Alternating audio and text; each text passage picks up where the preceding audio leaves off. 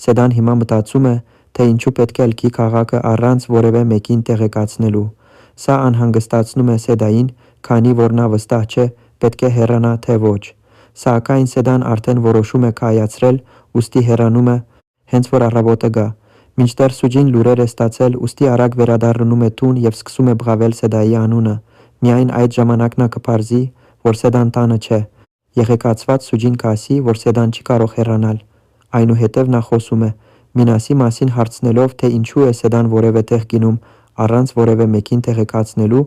քանի որ երեկ ինչ որ մարդիկ նրան հետապնդում էին սպանելու համար։ Հիմա պարզ չէ, թե ինչ վիճակում կարող է լինել Սեդան, չնայած Սեդան դեռ չի լքել քաղաքը, քանի որ նա պետք է վերադարձած լինի օդանավակայանից, նա տուն չի գնացել։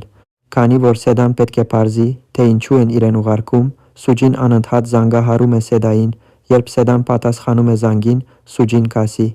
«Ուր էլ որ լինես, մթության մեջ ես։ Այո, դու պետք է տուն վերադառնաս և չգիտեմ, թե ում խոսքերն են քեզ տարել այստեղից»։ Հիմա Սեդան կհավատա Սուջիին այս հարցում, ուստի նա տուն է վերադառնում Սուջիի խնդրանքով։